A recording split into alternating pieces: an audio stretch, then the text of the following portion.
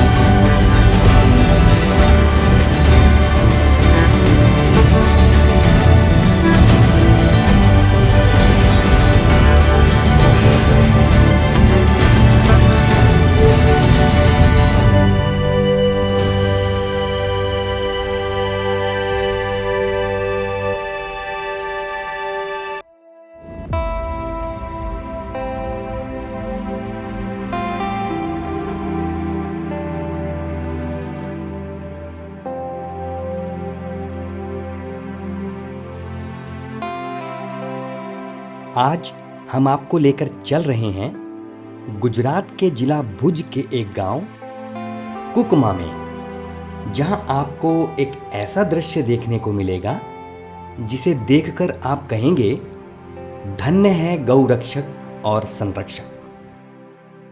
ये है श्री रामकृष्ण ट्रस्ट। ये ट्रस्ट न सिर्फ गायों की सेवा कर उससे लाभकारी उत्पाद बनाता है, बल्कि जैविक खेती का प्रशिक्षण भी देता है।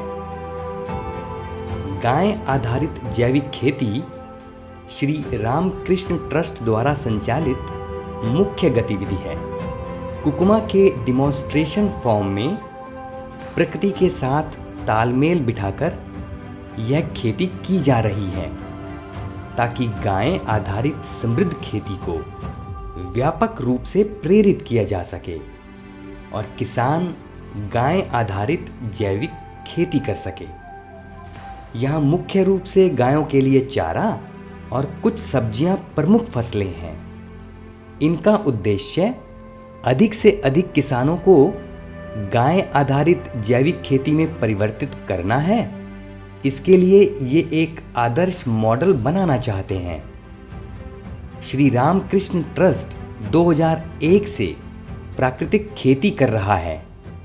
यहाँ जैविक खेती पर पूरा मार्गदर्शन भी किसानों को दिया जाता है। लगभग 100 एकड़ भूमि पर यहाँ खेती की जा रही है।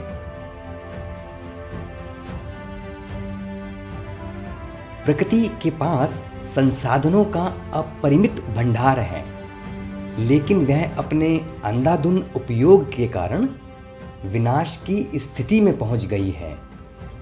श्री रामकृष्ण ट्रस्ट ने प्राकृतिक संसाधनों का उपयोग कर ये संदेश देने का प्रयास किया है कि कुदरत और कुदरती संसाधनों का इस्तेमाल ही सबसे अच्छा विकल्प है।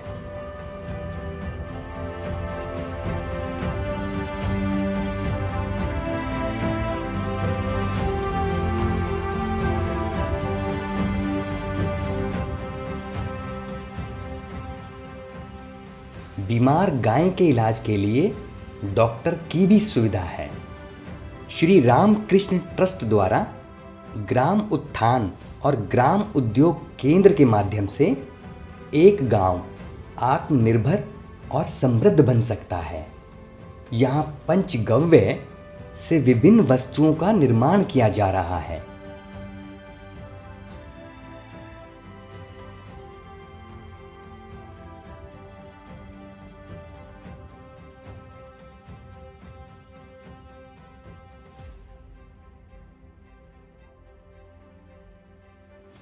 एक समय था जब हर घर में गोबर से लिपाई की जाती थी।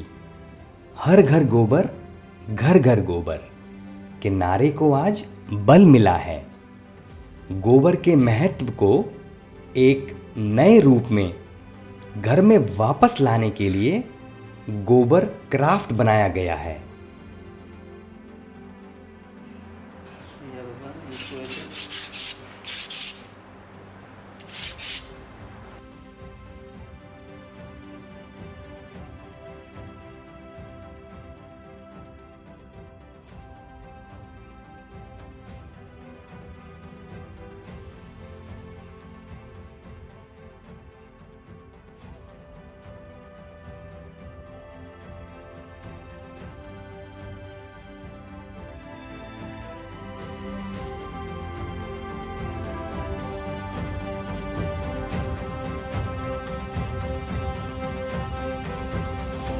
लोहार, बढ़ई, कुम्हार कलाओं द्वारा विभिन्न वस्तुओं की शिल्पकारी करना, गोबर से सीमेंट प्लास्टर बनाना और इतना ही नहीं, पेंट यानी कलर बनाने की निःशुल्क प्रशिक्षण भी प्रदान किया जाता है।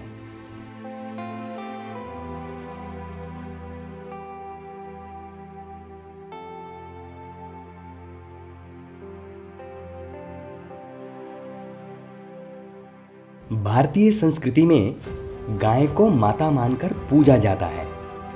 गाय सिर्फ एक पशु ही नहीं है, बल्कि हमारे अध्यात्म का केंद्र भी है। प्राचीन ग्रंथों में गाय की महिमा का गुणगान किया गया है। वो अलग बात है कि पश्चिमी देशों ने हमारी आस्था का मजाक उड़ाया। हमें पशुपालक कहा गया, यहाँ तक लिख दिया गया कि हमारे पुरखों को कुदरत और विज्ञान का ज्ञान ही नहीं था, जबकि सच्चाई इसके बिल्कुल विपरीत है। जब हमारे देश में शिक्षा के मंदिर, गुरु आश्रम हुआ करते थे, तब वहाँ गौशाला होती थी। गुरु, शिक्षक और विद्यार्थी गाय के दूध और दूध से बने अन्य खाद्य पदार्थों का सेवन किया करते थे। समय जरूर बदला, लेकिन हमारी मान्यताएं नहीं बदली।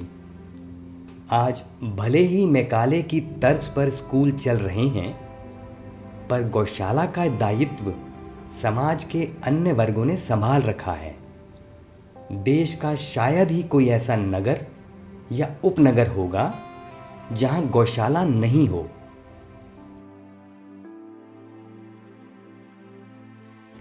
यहां लिक्विड खाद के रूप में जीवामृत, वर्मीबोस, गौमूत्र, छासामृत, आख की प्रवाही खाद, ग्लिरिसिडिया का प्रवाही खाद, शैवाल की प्रवाही खाद के साथ साथ घन खाद, सुपर कंपोस्ट खाद, प्रोम खाद, भूमि सुधार खाद, गौसिंग खाद, घन जीवामृत, गौ समाधि खाद, गाय के बाड़े खाद का भी उत्पादन किया जाता है।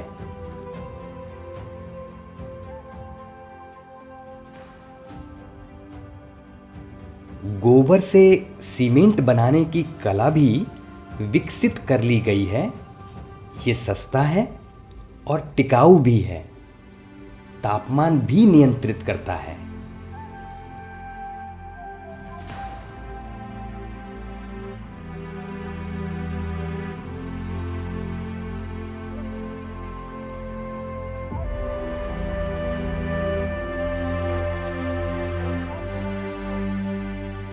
अनाज को सही तरीके से पैक कर बाजार में उपलब्ध करवाने के उद्देश्य से यहाँ ये प्लांट लगाया गया है, ताकि शुद्धता बरकरार रहे।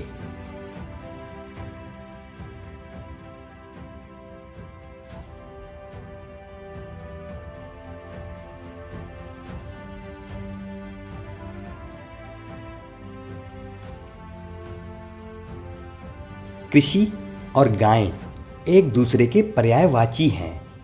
यहाँ गौपालन इस उद्देश्य से किया जा रहा है कि कृषि के बिना गाय और गाय के बिना कृषि अधूरी है। देसी गाय को कैसे खिलाना है? गाय के दूध, गौमूत्र, गोबर से आय अर्जित कर गाय का फार्म कैसे चलाना है, इस समस्या का हल करने के मकसद से ट्रस्ट द्वारा करीब 450 गायों का लालन पालन किया जा रहा है। इनके मूत्र से दवाइयाँ बनाई जाती हैं। कुकमा और माधापार में स्थानीय स्तर पर दूध बेचा जाता है। इसके अलावा घी बनाकर भी बेचा जाता है। गोबर से खाद के अलावा अन्य उत्पाद भी बनाए जाते हैं। ट्रस्ट के परिसर में पानी की मोटर सौर ऊर्जा से चलती है। इसके अलावा कई जगह सोलर लाइट का उपयोग भी किया गया है। यहाँ 5 स्थानों पर छोटे गोबर गैस प्लांट लगाए गए हैं। चूल्हे गैस से चलते हैं। गोबर गैस का उपयोग कृषि के लिए किया जाता है।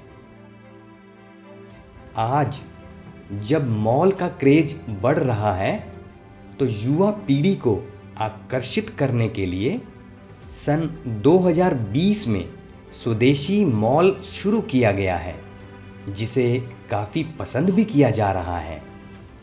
संगठन द्वारा निर्मित 100 से अधिक उत्पादों को इस मॉल में प्रदर्शित किया गया है और बेचा भी जाता है।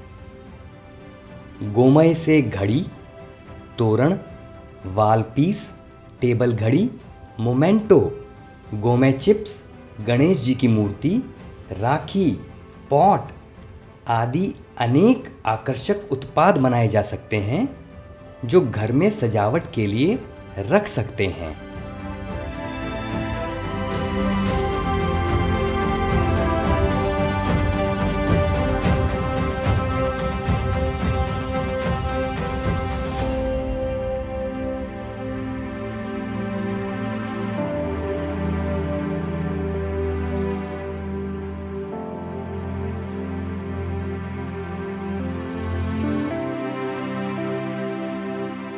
कृषि निवास एग्रो इको टूरिज्म को बढ़ावा देने के मकसद से शुरू किया गया है।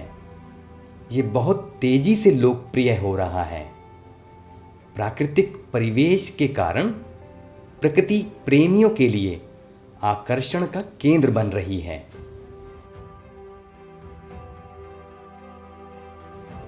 यहाँ कच्छ की पारंपरिक झोंपड़ियों और शयन गृहों में होने वाली सभी व्यवस्थाएं हैं, जिसमें प्राकृतिक खेती के साधारण भोजन का भी एक विशेष स्थान है, जिससे यहाँ रहने से आपके तन, मन और आत्मा को भरपूर आनंद मिलता है।